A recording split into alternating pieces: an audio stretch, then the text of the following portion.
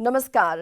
जनता द्वारा जनता खातिर प्रसारित जनता टेलीविजन देख रहल बानी और ई अभी प्रसारण हो रहल बाटे जनता टेलीविजन के नियमित कार्यक्रम संदर्भ आजू बारी बाटे भोजपुरी संदर्भ के। जैसे कि अपने जानते बानी भोजपुरी संदर्भ में हमनी एक जने अतिथि के बुलावे निसन, वहाँ के साथ बातचीत करे निसन, वहाँ के पृष्ठभूमि के बारे में तनिक सा उनकर काम के बारे में, उनकर पेशा के बारे में और इस साथ साथ अभी के समसामयिक विषय में केंद्रित होके भी हमने के कार्यक्रम चलाते आ रहल बानी सन। और ये आजू के हमने के अतिथि हमने के साथ अभी स्टूडियो में उपस्थित बानी। आजू हमने के साथ बानी नेपाल में पहिल का भोजपुरी भाषा में विद्या वारिधि करे वाला व्यक्तित्व और वहाँ के विभिन्न लेखन में भी सहभागिता जनाते हुए साहित्यकार के रूप में भी अपना के परिचित करैले बानी। त आजू हमने के अतिथि हमने के साथ बानी, वहाँ के हम स्वागत करे जा रहल बानी। आजू हमने के साथ बानी विश्वम्भर कुमार शर्मा, आजू के अतिथि साहित्यकार तथा भोजपुरी भाषा के नेपाल के पहिल का विद्या वारिधि करे वाला व्यक्तित्व, वहाँ के स्वागत करतानी। नमस्कार। नमस्कार। आराम बानी जी, अपने कैसन बनी? जी हम भी बिल्कुल ठीक बानी सर। अब जैसे कि अभी हाल फिलहाल राउरी किताब प्रकाशन भइल बा, भाषा र भोजपुरी भाषा, ई नेपाली में प्रकाशन कैनी हा भोजपुरी भाषा के परिचय के साथ। लेकिन ई नेपाली भाषा में निकाले के उद्देश्य का थी रहे राउर? प्रतिमा जी, का होला जे भोजपुरी भाषा एगो निश्चित भूगोल के दायरा के भीतर बा। हमनी के मालूम बाटे भोजपुरी भाषा के बोलनिहार नेपाल में 6-7 गो जिला में केंद्रित बालू। पर्सा, बारा, रौतहट, कुछ अपने का नवलपरासी, रूपंदेही, चितवन, यही तरह हल्का सुनसरी के दुबही में भी भोजपुरी बोलल जले। ई भेग के मात्र जनता खातिर या पाठक खातिर या वहाँ के मातृभाषी भोजपुरियन खातिर ई किताब हकीकत में भोजपुरी भाषा साहित्य के संरक्षण और संवर्धन खातिर किताब लिखाइल बा जी। लेकिन उस 7 गो जिला में रहे वाला खातिर मात्र केंद्रित ऐसे ना कइल गइल। हमनी का ये भी सोचले रहनी जे तरह हमनी का भाई गोपालस्क जी आ हम मिल के ऐसे पहले जी भोजपुरी व्याकरण भी लिख चुकल बनी। तो वो भोजपुरिये में लिखाइल बा। तो ओकर लिखे के मकसद रहे भोजपुरी भाषा में नेपाल सरकार के तरफ से पठन पाठन के प्रयास। प्राथमिक शिक्षा में कक्षा 1 से लेके 5 तक इच्छाधीन नेपाली के रूप में, इच्छाधीन भोजपुरी के रूप में, इच्छाधीन अन्य मातृभाषा के रूप में नेपाल सरकार के पुस्तक प्रकाशित भइल कि हरेक भाषा के आपन आपन भाषा में ही पठन पाठन के प्रारंभ कइल जाए। तो वो प्रयास में 9 और 10 क्लास के जे उस समय में SLC कहा है, अब तो SEE कहा था भइल जे उस समय के विद्यार्थी सब ऐच्छिक ने अपने का भोजपुरी पढ़ो। तो कक्षा 9 और 10 के किताब भी नेपाल सरकार ओकरा के प्रकाशित कैलक, पाठ्यक्रम विकास केंद्र तैयार करवौलक, अपने का सिलेबस में लागू भइल, SEE के सिलेबस में। स्कूल सब में हमने का वो चर्चा परिचर्चा में अंतरक्रिया में हेड सर लोग के बोलौनी, जिला जिला में, रौथटो जिला में भेला कनिया सा, बारा में, परसा में। तो भइल जे किताब तरुआ लोग देता नहीं तो व्याकरण के दी जी बिल्कुल। तो हमने कहा नहीं रहुआ चिंता काहे करतनी, हमनिए के पांडुलिपि में से ये जो किताब में व्याकरण आइल बा वो हमनिए के लिखल टॉपिक सब है, उहे चैप्टर में से हमने का किताब में भी व्याकरण के खंड उपलब्ध करौले बनी। अब ओकरा के एगो बुक के किताब के रूप में परिमार्जन करके देवल जरूरी बा। बाकी कोनो दिक्कत नहीं के रुआ लोगिन के हाथ में जल्दी ये पुस्तक आ जाए, किताब आ जाए से अपने लोगिन पठन पाठन के एकरा के शुभारंभ करावे के प्रयास कइल जाओ, विद्यार्थियन के कन्विंस कइल जाओ जे पढ़े वाला विषय हवे।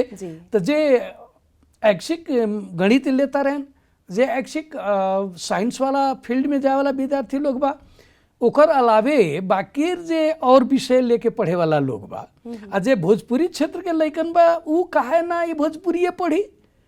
काहे कि आवे वाला दिन तक स्वाभाविक बा कि जे हमनी संघीयता में पहुंच चुकल बानी और हरेक प्रदेश में निश्चित प्रदेश स्तरीय भाषा बा। जैसे हमनी का 2 नंबर में यदि चर्चा करी जा तो मैथिली और भोजपुरी तो नितांत वहाँ के 2 भाषा बा और भाषा सबके उपस्थिति बा, परंतु भूगोल के देखल जाऊं तो बागमती से पूरब या और कहीं जे थोड़ा और सरलाही के आधा भाग से पूरब अपने का सप्तरी तक कोशी तक मैथिली के प्रभाव बा जी। पश्चिम में नारायणी तक भोजपुरी के प्रभाव बा। तो ये 2 भूगोल में आवे वाला दिन में यदि राज्य स्थानीय भाषा में ही पठन पाठन लेखा पढ़ी सरकारी कामकाज के भाषा यदि वो प्रारंभ कर देवे तो काल के दिन में तो हमनी का वो कामकाज में खटे वाला लोग की आवश्यकता तो होई, तो जनशक्ति हमनी का कहाँ से मिली। तो आज से हमनी ना SLC से बच्चा सबके पढ़ाएम तो +2 में वो के नहीं पढ़ी। बैचलर जे यूनिवर्सिटी अभी प्रयास कर रहा बा अपने का हम अपने के बताई जे नेपाल में मैथिली में PhD तक होला जी। मास्टर डिग्री जनकपुर में सेंट्रल ऑफ डिपार्टमेंट मैथिली के बा, परंतु भोजपुरी के कुछ हो नहीं खे बिल्कुल। हाँ हमने के कबो कबो कचोटेला ये बात से मन में तनी टीस होला जे इहे देश में हमने का नेपाल के भोजपुरी तीसरका भाषा हवे बिल्कुल जनसंख्या के दृष्टिकोण से करीब करीब अपने का 16 लाख से ऊपर जनसंख्या भोजपुरी भाषी वालों कम ना हवे। तो ये इतना बड़का जनसंख्या के रुआ बाईपास करके देश कैसे आगे बढ़ा सकतनी। ये लोग के समृद्ध संस्कृति बा, समृद्ध लोक साहित्य बा, समृद्ध जीवन पद्धति परंपरा बा, धार्मिक मान्यता मूल्य बा, इस सब कर संरक्षण संवर्धन ही देश के संरक्षण संवर्धन है। देश अपने में कोनो मूर्त विषय वस्तु ना हवे जी। देश कहते मातर खाली एगो खास भूगाल खाली एगो सगरमाथा मातर नेपाल ना है। नेपाल तो सगरमाथा के हाइट आ कचना माने झापा के कचना तक के गहराई पूरब मेची से लेके पश्चिम महाकाली तक वहाँ अपने का चली तो लिम्पुया धुरा के वो हिमाल के लिपु लेक के फेदी तक राउर देश है नु। तो पहाड़ होके हिमाल होके या तराई के फांट होके ये सारा अपन देश महिला से वो जनसंख्या के रुआ छोड़ के साहित्य संस्कृति के विकास के परिकल्पना करता नहीं तो तनी फीका हुई जी बिल्कुल एकांकी हुई। हमने निर्धक हमने में कोनो दुविधा नहीं है। देश तबे प्रगति करी जब वहां के जनता देश के आपन समझी। आपन समझे खातिर राज्य के दायित्व होला ओकर भाषा ओकर संस्कृति ओकर मूल्य ओकर मान्यता ओकर पठन पाठन ओकर जीविकोपार्जन के सुख साधन सुविधा खातिर राज्य पहल करे ओकर व्यवस्था करे। तो भोजपुरी भाषा में ये जो किताब आयल है ये भोजपुरी भाषी लोग तो पढ़बे करी का कि ओकर भीतर भोजपुरी भी बा जी। बात सारा भोजपुरी के बा, परंतु यह दिक्कत का होता उतने लोग के खाली बुझला से भोजपुरी के बारे में बहुत लोग रुआ कबो कबो तराई के बेटी बनी तरुआ काठमांडू उपत्यका में व्यवहार करत हो कब तक कबो कबो लोग मदीसे भी कह देवे बिल्कुल। हाँ तराइयन के भाषा के कह के ये मदीसेहरू को हल्ला गर्छ बोल्छ माने तनी कहीं व्यवहार में ऊंच नीच भी होत हुई। तो हमने का ये बुझी ले जा जे हमनी के संस्कृति हमनी के राष्ट्र के प्रति के भाव हमनी के लगानी ये लोग के अभी नजर में नहीं खे उसे ये लोग ये बात कर रहा बा जी। वो लोग के बुझाता जे रक्सौल वीरगंज के बात ये रक्सौल के हुई ना। ये एकदम गलत सोच हवे। प्योर नेपाली प्योर नेपाल के जन्म के धरती के भीतर हरेक जन्मे वाला नेपाली नागरिक होला। उरवा काठमांडू में सिंह दरबार के इर्द गिर्द में पैदा हुई या हिमालय के चोटी पर पैदा हुई या पहाड़ के खोज में पैदा हुई या तराई के फांट में पैदा हुई या बॉर्डर के 10 गजा के इंची भर भूभाग में पैदा हुई रुआ नेपाली हैं। हमनी नेपाली हैं जी। साँच में कहल जाऊं तो नेपाल के बॉर्डर में रहे वाला लोग जे पहिरन से धोती पहनत हो के, सुरवाल पहनत हो के, पैंट पहनत हो के, हमरा पहिरन से कोनो चर्चा परिचर्चा के बात नहीं है। जे जैसन भूभाग में रहेला, अब हिमालय में रहे वाला लोग कहल जाए जे तू कछाड़ पहन के बैठा तो मरिए जाई, ओकरा तो बखू पहन के पड़ी। पहाड़ में रहे वाला लोग दौरा सुरवाल पहनेला, काहे कि उ चोटी में रहेला, ओकरा हवा पानी से माने सहे के बा। हमनी तराई में रहे वाला खातिर सुरवाल बा, पैजामा बा, कुर्ता बा, पातर धोती बा, मर्दानी बा, गमछा बा, काहे कि हमनी का भूगोल खातिर सुहावन बाटे। कहल जाओ तो यही सब बुझाए के उद्देश्य के साथ जी, भाषा तो और भोजपुरी सकबर हम भाषा। ये इतने चर्चा कैनी है जे ये सारा चीज सब जब तक लोग के समझ में ना आई, तो यहाँ तो सवाल बा जे यूनिवर्सिटी काठमांडू में बा, भाषा विज्ञान के बहुत सारा भाषा विशेषज्ञ लोग, विद लोग तो काठमांडू में केंद्रित बा लोग। इक्का दुक्का लोग उपत्यका से बाहर बा, वो भी पढ़ लिख के फिर एतही चला होता लोग, घुमा फिरा के फिर बस एतही बा। तो वो लोग जौले ना बुझी कि ना वहाँ भी लिखनिहार लोग के कमी नहीं है, वहाँ भी पढ़निहार लोग के कमी नहीं है। आवे वाला दिन में वो तो व्याकरण जो रहे वो तो स्कूल स्तर के रहे, लेकिन +2 बैचलर मास्टर डिग्री में जे भोजपुरी के शोध करे वाला लोग होके ओकरा खातिर भी रचना के जरूरी बा। तो नेपालियो भाषा भाषी लोग बुझो, हिंदियो भाषा भाषी लोग बुझो। हाँ, यदि सकबर होके तो ये अंग्रेजी में हुई तो और बढ़िया, अंतर्राष्ट्रीय स्तर के लोग भी बुझित। तो खैर आवे वाला दिन समय इहो चीज सब पर सोच बनावल जा सकता जी, सोच बनावल जा सकता। ये सब सोच के कि भोजपुरी भाषा के नेपाली भाषा के माध्यम से नेपाल के भीतर कि भोजपुरी के स्थान ई हवे, ओकर व्याकरणिक अवस्था ई बा, ओकर भाषिक क्षमता ई बा, ओकर सारा माने भाषिक संरचना भाषिक वैज्ञानिक दृष्टिकोण से, खाली व्याकरणिक दृष्टिकोण से ना, सामाजिक परिप्रेक्ष्य से, भाषा शैलिक वैज्ञानिक दृष्टिकोण से एक अवस्था ई हवे कह के ई बतावे खातिर भी नेपाली में किताब लियावल जरूरी रहे जी। काहे कि नेपाली के किन के पढ़निहार के संख्या बेसी बा।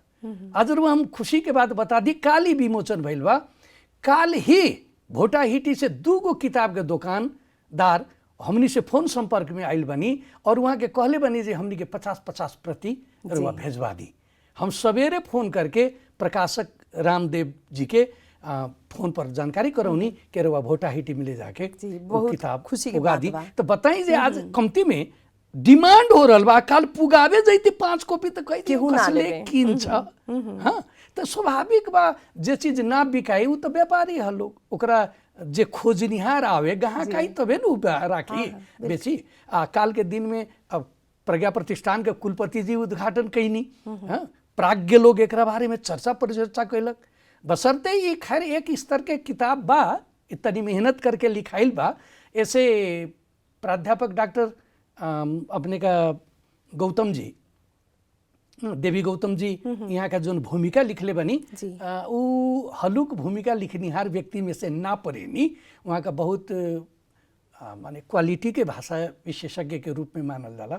लेकिन वहाँ का जे दिल खोल के किताब खातिर दे शब्द दिले बनी ओकरा खातिर हमने आभारी बनी सा। हाँ, कृतज्ञ बनी सा उनका प्रति। वो से ये पृष्ठभूमि में ई भाषा और भोजपुरी भाषा जे बटे से प्रकाशित भइल बा। जिरुआ अभी तक बहुते प्रकाशन कर चुकल बानी, किताब लिख चुकल बानी। अभी तक राउर कहल जाओ तो शोधकर्ता में ही 5-7 को किताब बाटे, प्रकाशन के क्रम में बाटे 4-5 को, अभी तक प्रकाशित हो चुकल 10-12 को, कुल मिला के रउआ 25 से ज़्यादा अभी तक कहल जाओ तो 20-25 को उससे बेसी पुस्तक सब आ चुकल बाटे। तो ई लेखन साहित्य में भी अग्रसर बानी रउआ, राजनीति में भी बानी रउआ, और साथ साथ ही रउआ अध्यापन में भी बानी। हमार आदरणीय गुरुजी हमरा 11 क्लास में नेपाली पढ़ेले बानी। रउआ हमरा खातिर भी गर्व के विषय है कि अपन गुरु के साथ हम अंतर्वार्ता ले रहे बानी। तो कहल जाओ हम समेटनी बात के ई तीनों में राउर सबसे सहज कौन बुझाला, लेखन, राजनीति या फिर प्राध्यापन? देखिए ये समय बड़ा जल्दी जल्दी भाग जाता, हमने के बुझाए जे बहुत कुछ बाकी बा। काल के दिन में कर लिया कोनो दिक्कत नहीं है, लेकिन समय केकरो राह नहीं के देखत, वो गतिशील बा, वो निरंतर बह रहल बटे। हमनी के सामने बहुत सारा काम करे के काम बाकी सब बाकी बा। तो ये रउआ जे 3 गो चर्चा कैनी, स्वाभाविक बा प्राध्यापन पेशा में तो हम प्रवेश जरूरे कैनी। प्राध्यापन पेशा में प्रवेश कैला के बाद हमर कीर्ति प्रकाशन के शुरुआत हो गई बटे। जी जी रुआ मालूम बा, रुआ लोगन जब विद्यार्थी, कौन साल के विद्यार्थी रहने रुआ इंटर में? जी 52-53 में। हमर 47 साल में अपने का मातृभाषा के 4 पात कह के एगो किताब प्रकाशित भइल, जब बिहार यूनिवर्सिटी में, माने वहाँ हायर एजुकेशन बोर्ड पटना के मातृभाषा खातिर उ किताब लिखल हुई रहे। कबो कबो का होला जे आवश्यकता कुछ वस्तु के पैदा करेला, जन्मावेला। आवश्यकता आविष्कार के जननी ह लोग कहेला। तो ये तरह वहाँ के लोग, साथी लोग कबो कबो चर्चा करी। हम क्वेश्चन मोडेशन बोर्ड के मेंबर भी रही अपने का हायर सेकेंडरी बोर्ड पटना में जी। तो वहाँ का कहीं शर्मा जी विद्यार्थी के लिए एक तो किताब लिख दीजिए सिलेबस को थोड़ा नज़र में रखते हुए। तो हमने का प्रयास करी ना, वो लोग ओकरा के पाठ्यक्रम में भी समावेश कर देलक। निरंतर आज तक भी वहाँ मातृभाषा 50 पूर्णांक के पढ़ाई होता। करीब करीब 12-14 एडिशन ओकर आ चुकल। ओकर रॉयल्टी हम बढ़ले, माने आज करीब करीब समझी 30-32 वर्ष हो गई, अब रॉयल्टी खा रहा बनी अभी तक। अच्छा। जब वो प्रकाशन होला वो ईमानदारी पूर्वक हमारे अकाउंट में, सेंट्रल बैंक ऑफ इंडिया में अकाउंट बा, वो अकाउंट में डाल देवे। वो इहो ना कोई जाके बदले तू कितना छपल कितना बिकाइल। हाँ, साल 2 साल में वही तरह लोग छापेला, बिका जाला। तो फिर कहला सर जी हम फिर नया एडिशन ले छापने जा रहे हैं। हाँ, तो छापिए ना, आपको रोकता कौन। हाँ, तो ये तरह किताब शुरुआत भइल। अब शुरुआत भइल तो जब हायर सेकेंडरी बोर्ड में आवे लगल तब बिहार यूनिवर्सिटी कॉल कैलक, सर अपने का हमनियों के लगे इच्छा दिन विषय सब करो खातिर कुछ लिख दिया। तो व्याकरण बोध अभिव्यक्ति कह के एगो फिर रचना लिखल गई। कोशिश कर गई जे विद्यार्थी के हित में रह करके कुछ रचना हो। यही तरह फिर भइल जे खाली इंडिया खातिर लिखब, नेपाल खातिर ना लिखाई, तो नेपाली व्याकरण लिखनी। कुछ पत्र पत्रिकन में समीक्षा लेख लिखत रहनी। तो भइल जे एगो समीक्षात्मक समालोचनात्मक कृति भी आओ, तो सृजन अनुशीलन कह के एगो समालोचनात्मक कृति आइल। वही तरह दृष्टि कह के एगो दूसर समीक्षात्मक कृति आइल। तो ये तरह अब क्रमिक साल 2 साल के भीतर एगो कृति करीब करीब आ रहल बा। 2-4 गो अनुसंधान के काम सब भी भइल। अपने का डीन कार्यालय यूनिवर्सिटी से भी कुछ काम भइल, प्रज्ञा प्रतिष्ठान से कुछ काम भइल। नेपाल सरकार के भाषा आयोग 2 गो काम देलक, भोजपुरी भाषा के इतिहास लिखे के। वो बहुत जटिल काम रहे, लेकिन फिर भी कोशिश कल गई। साथी लोग से मदद भी लेनी, गोपाल ठाकुर जी से मदद लेनी, गोपालस्क जी से मदद लेनी, कुछ और विद्वान लोगों से भी मदद लेनी। काहे कि लेखक कबो भी केकरो से रिजिड ना होके के, वो जितने नरम रही ओकरा उतने सहयोग मिलेला। बिल्कुल। हाँ, तो ई नाते हमरा के काफी चारों तरफ से सहयोग मिलेला। तो लेखन अपने के पसंदीदा जी। तो समग्र में अध्यापन तो खैर पेशा है, वो तो अब तो समय गुजार चुकनी। रुआ लोगिन अब आज बड़ा कबो कबो प्रसन्न होला कि अपन पढ़ावल विद्यार्थी हर जगह कोनो न कोनो भूमिका में हमनी के देखे के मिल जाला, हमनी देखी ने जा तो खुशी लागेला। ऊंच ओहदा में भी बहुत सारा लोग बा। कबो बहुत रोड में इज्जत के साथ गाड़ी हाकत में रोडों में देख रहे वाला लोग तो खड़ा होके एक बार ब्रेक करके नमस्कार सर कह देवे तो बड़ा माने अपना के माने धन्य मानल जाला। जे चला ये हम ऐसा पेशा में बानी जे कमती में अपना के उच्च ओहदा वाला लोग भी एक बार सम्मान पूर्वक गुरु के आदर कर देता। तो ये शिष्टता अध्यापन पेशा में बा, जेकरा चलते अध्यापन पेशा अब तो रिटायर्स के समय भी भइल। अब तो 2-2.5 वर्ष के मात्र समय हमरा लगे बाकी बा विश्वविद्यालय में सेवा देवे के अवधि। परंतु लेखन तो जब तक जिंदगी रही तब तक लिखाई। बिल्कुल। हाँ, वो में भी भोजपुरी भाषा खातिर तो करीब करीब नेपाली बीच में एगो अध्यापक के नाते तो लिखते बनी, वो अलग बात हवे। लेकिन भोजपुरी के लगाव खातिर, लेकिन परंतु सच में कहले तो लोग कहेला कि भोजपुरिये में ठेहुन मोड़ के लागल बड़न। तो हमरो लागेला कि जे ना, जब इहे माटी के सुगंध नाक में बा, शरीर में इहे माटी के प्रेम बा, स्नेह बा, आखिर देश तो हमर हनु, चाहे वो नेपाली भाषा के सुगंधित होके, मैथिली भाषा के सुगंधित होके, भोजपुरी के होके, कोनो भी देश के संस्कृति साहित्य संपदा प्रति के जो स्नेह बा ओकरा के निरंतर पोष के आगे बढ़ल जाऊँ तो ये देश खातिर योगदान हुई, अपन मातृभूमि खातिर योगदान हुई। जो माटी में जी रहल बानी वो माटी के कमती में ना कुछ दे सके तो सम्मान तो दे दी, तो सम्मान खातिर भी वहाँ के भाषा में लिखल जरूरी है। हम पूछी वाला रहनी रउआ से, अब जैसे कि रउआ पहाड़ी समुदाय से बानी, कहल जाओ तो रउआ अन्य भाषा अन्य विषय में पीएचडी कर सकत रहनी है, विद्यावारिधि ले सकत रहनी, लेकिन भोजपुरी भाषा के चुनाव काहे कैनी है? ये तनी रोचक विषय हवे। रुआ अब तो जानता नहीं कि जो हम वीरगंज के प्रोडक्ट हैं। जी जी। एसएलसी उतही से कैनी, कॉलेज उतही से कैनी जी। यूनिवर्सिटी में पढ़े आवे से पहले भी तनी विद्यार्थी राजनीति में भी सक्रिय रही। जी जी। ये नाते कबो कबो मंच में बैठे के मौका मिल जाए।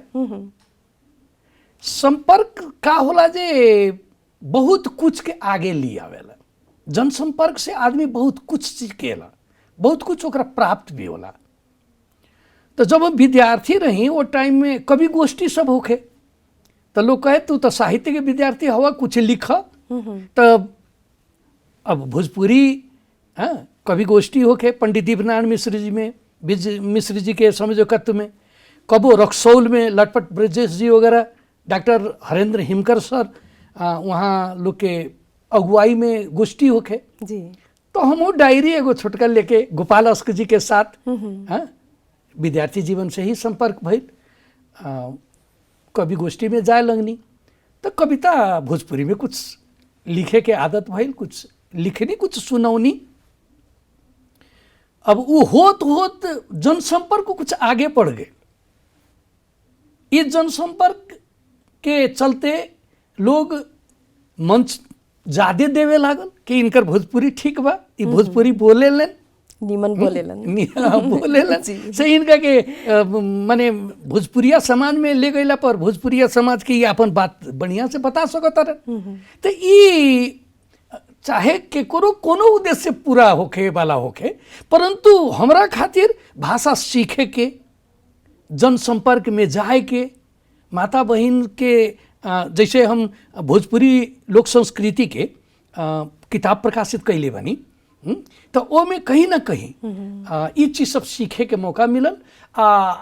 तनी अपन भूभाग प्रति भी प्रेम स्नेह बा, काहे कि हमार बाप दादा भी सब तराइये में पैदा भइलन, एतही नौकरी भइल, उतही जीवन बीतल, नौ पुस्ता हमनी का तराई में बितौनी। तो अब पहाड़ी संस्कृति से खैर मूल कुछ होको, लेकिन संस्कृतिगत संबंध तनी तराई से जुटला के चलते, तराई में रहला के चलते वहाँ के भाषा के प्रति प्रेम ज्यादा भइल, लिखन के चलते आगे बढ़े। लेकिन हमने के देखे नहीं सन कि भोजपुरी भाषा के उतना अपनापन ना मिलेला जितना मिले के चाहिए। अब हमने के कहीं भी जाके भोजपुरी बोली सन तो कहेला लोग ये तो भारतीय भाषा है, काहे बोलेला लोग, तो हमने के नेपाली ना हुआ सन।